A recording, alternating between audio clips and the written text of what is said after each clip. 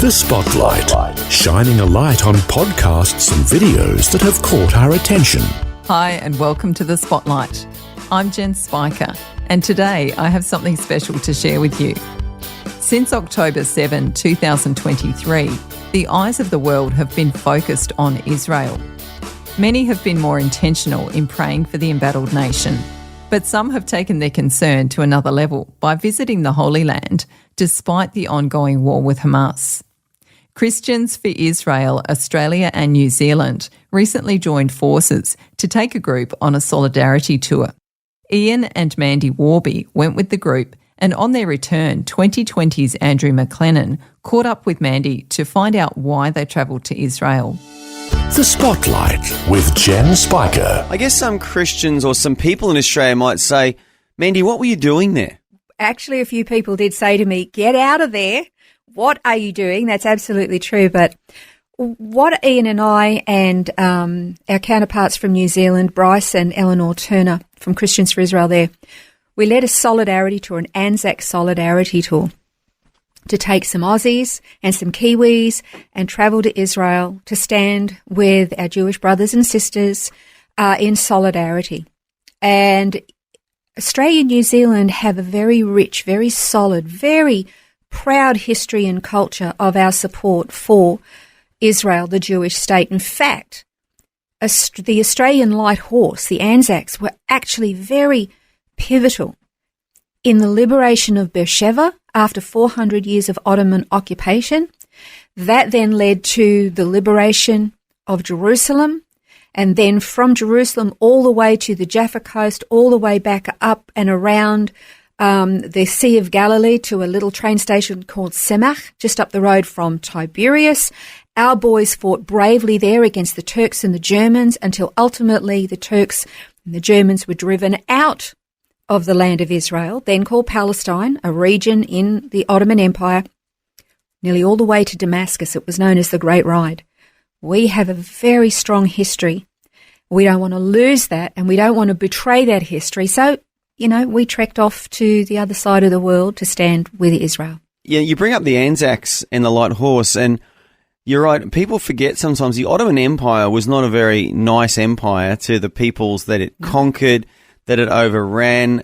Their best soldiers were, I think they're called Janissarettes, and they were literally boys that were kidnapped from Europe as small children. Their parents were usually murdered.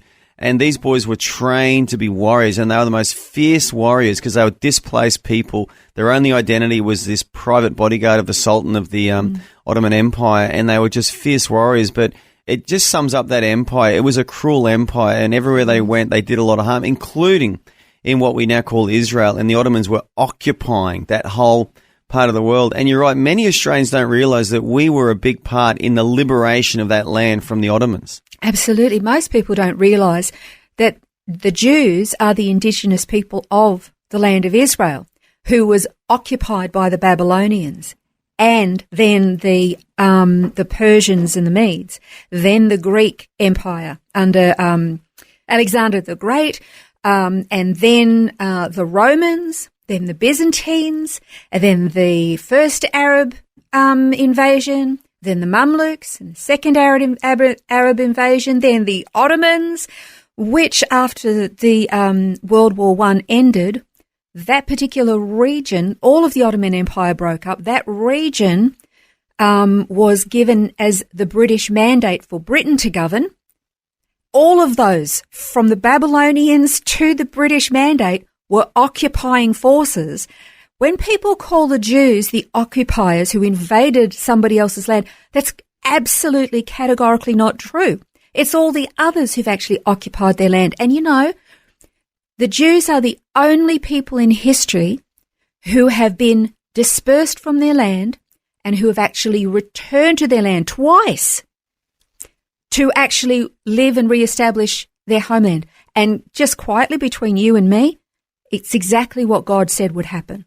Yep. But they are the indigenous people of the land. When was the first displacement and they came back the first time? When was that? Remember, it was when Nebuchadnezzar, he conquered the land, he invaded the land because the Jewish people had been very, very disobedient. They were taken into captivity, and they were in captivity for 70 years They were told, Jeremiah, the prophet Jeremiah said, they're going to be in captivity for 70 years, and after that you'll return. Daniel was praying, and he was reading the prophet Jeremiah, and he realized the 70 years was almost up, and he was praying earnestly, knowing that the 70 years was almost up. They were going to be able to go home, and he was praying and repenting on behalf of his people. And it was during the days of Nehemiah and Ezra that they actually returned to the land with permission of the king to rebuild the city, and they rebuilt the temple. It was called Zerubbabel's temple. That was the official second temple. It was very modest. It was very quaint, and the people who saw it, who could remember Solomon's temple, looked at it and said, "Oh no, this is just not good enough." They wept over it, but they had their little temple, and that was rebuilt again, basically revamped and redone by Herod the Great, and that's actually known now as the Second Temple, and it was really elaborate and magnificent. So that was the first exile and return. And the second one was when Titus Vespasian, he sacked Jerusalem in 70 AD, and now, he was a Roman, wasn't he? He was a Roman, the Romans, the Roman Empire. Yeah, attacked Jerusalem. The Jews fought really well, didn't they? They fought very, very hard. But they were outnumbered by the greatest empire in the world. Absolutely. And millions were killed and millions were exiled. There was always, throughout, from the days of Nebuchadnezzar, there's always been a Jewish presence in the land. There's never not been a time when there hasn't been Jews. They've always been there.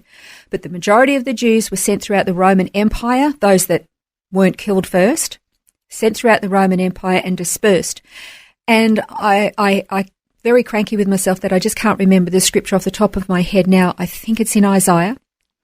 But it says that God would bring them back a second time. He actually says that he would plant them in their land, that they would rebuild the ruined cities, they would live in them and dwell again, that they would plant the land, that they would grow vineyards and drink the wine that they would produce, and the olives would grow again, and that they would prosper and grow, and that in, I want to say Zechariah, maybe it's 8, don't quote me on that, but the prophet talks about that old men and women would once again walk through the streets with their cane, and that children, little boys and girls, would run through the streets and play again.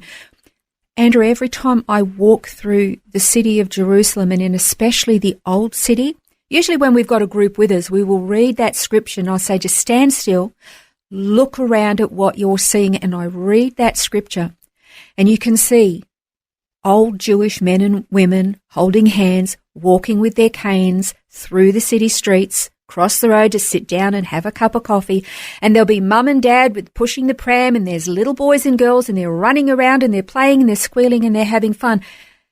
And honestly, you sit there and you go, I'm actually in a living prophecy unfolding. I'm standing right in it. Yeah. God made a promise, and he kept his promise, and it's amazing. Oh, it is. It's amazing. It's amazing. Well, I think in the 19th century, one of the advisors to Queen Victoria was asked by Queen Victoria. She said, I forget his name, he would have had some English posh name, so-and-so, what's the greatest evidence of God?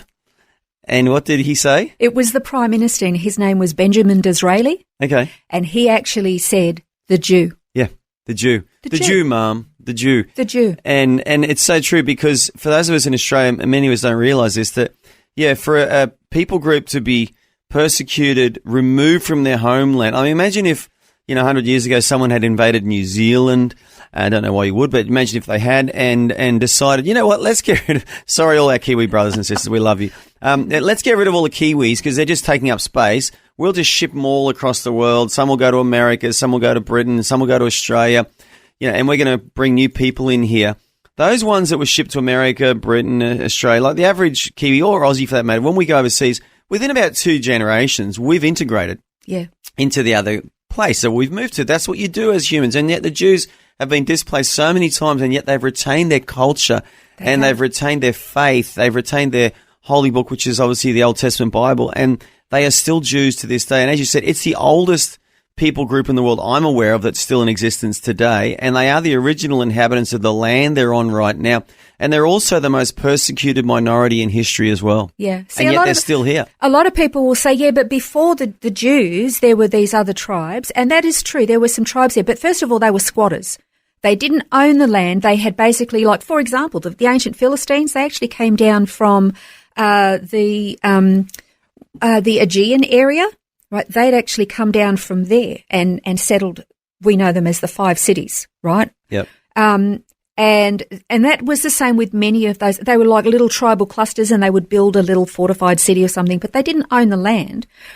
But when you think about it, Abraham, like all the others, sojourned and he came down into that land. All his descendants, with the exception of Ephraim and Manasseh, who were born in Egypt, they were all born in Israel. Yep. They lived in Egypt for 410 years, and then they came back to the land that they were born in. That was their natural home, and they established their nation, as God said they would. They are the indigenous people of that land. Absolutely. Yeah. And yet they're still alive today as a people group. Like you say, It's a there miracle. there were other people groups. You're right.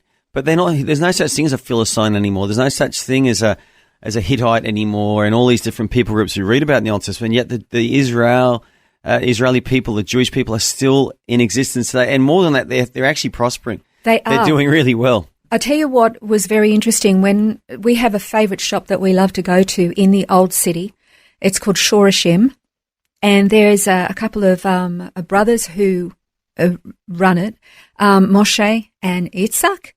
And Moshe is actually a rabbi, and he's very, very friendly and accommodating to Christians. In fact, he will often shut his door to his shop to sit down and have a Bible study with Christians. He's just the loveliest. He's a sweetheart of a man.